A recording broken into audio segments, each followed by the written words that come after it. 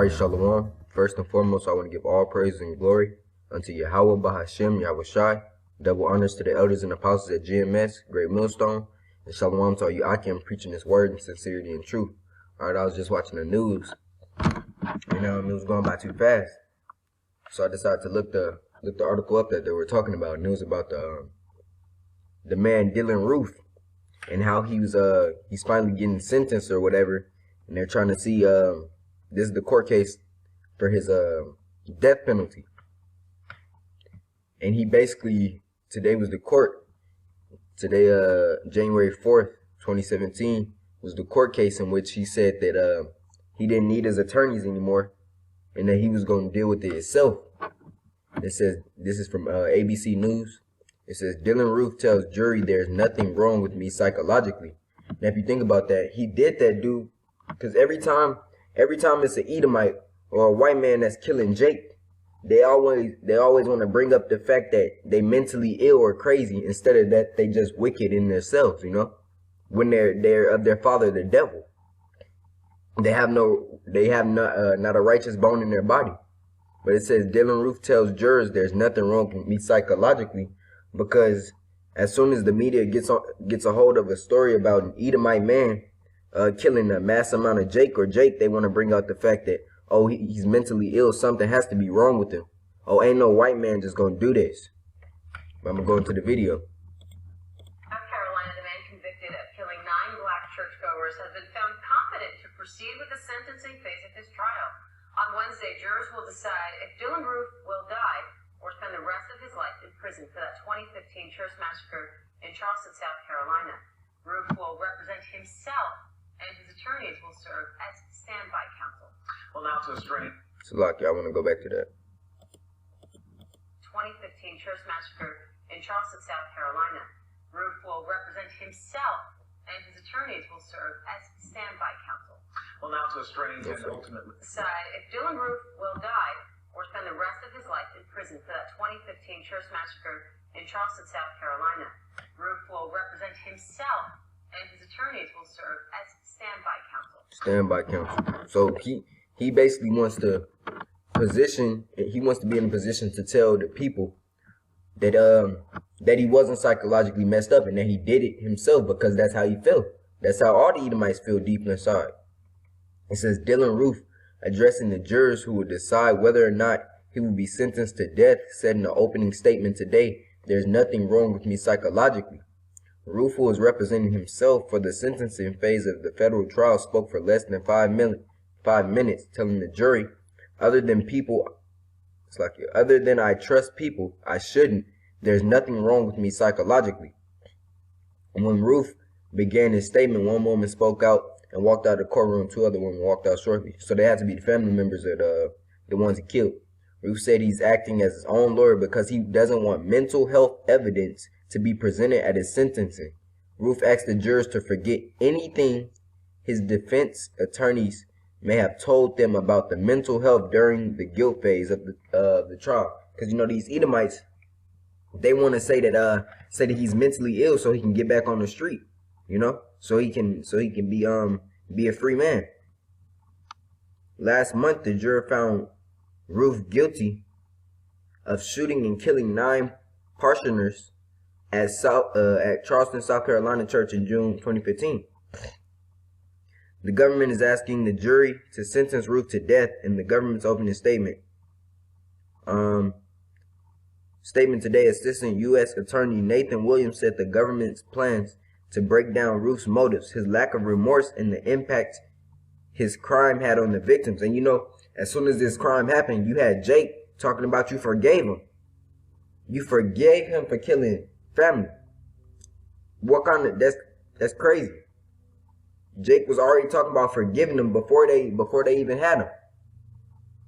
And after his conviction, and if you go back to the video, well, now to so look, you're gonna see his face, how happy he was that he did it. Look, you think he's sad? He happy he killed him. It says Williams said Roof targeted his victims because of the color of their skin and said he preyed upon their vulnerability. But you know that's Jake's fault too, for letting the devil, for for joining hand in hand with that devil, bringing them in that, letting them go in that church and praying with him, you know? That's Jake's fault for thinking these white people, these Edomites, so innocent. I'm going to go into a script. This is John 8:44. Ye are of your father the devil. Who is this talking about? This is talking about the Edomites. And the lust of your father ye will do. He was a murderer from the beginning. He was a murderer from the beginning and abode not in the truth. You know, because the so-called white man has been murdering our people and killing our people. You got everything from slavery and in between, the genocide of the Native Americans, having the natives think that they came in peace.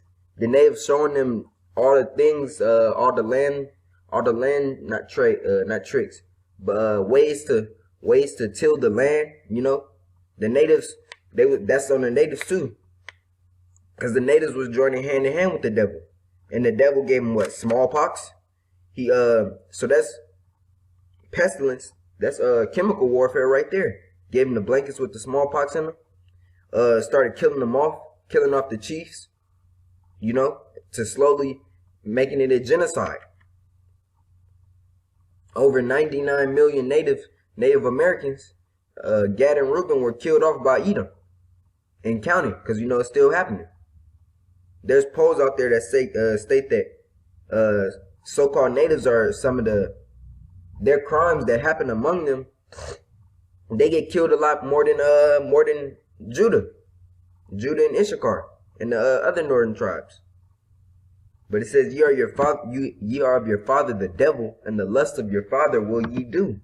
He was a murderer from the beginning, and abode not in the truth, because there is no truth in him. When he speaketh a lie, he speaketh of his own, for he is a liar and the father of it. You know, and that's exactly what came with Dylan Roof. But the people Jake let him in the church, thinking he was all innocent. Williams presented a letter Roof penned 6 weeks after his arrest, in which he wrote, I have not shed a tear for the innocent people I killed. This is Ezekiel 35.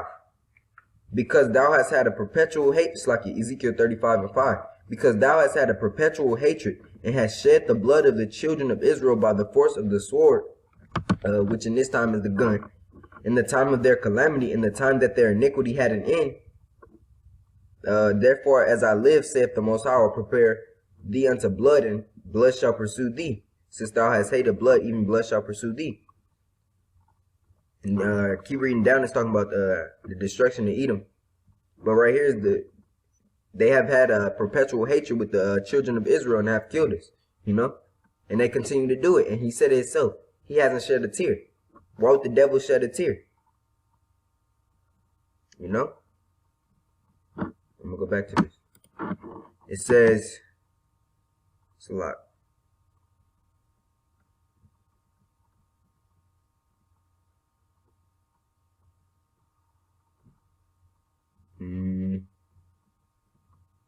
But I'm gonna go back to this. I'm gonna go back up. But yeah, he's basically standing trial for himself because he don't want nobody interfering and adding words that he don't feel. Because he feels no sympathy, he feels no remorse, like he said.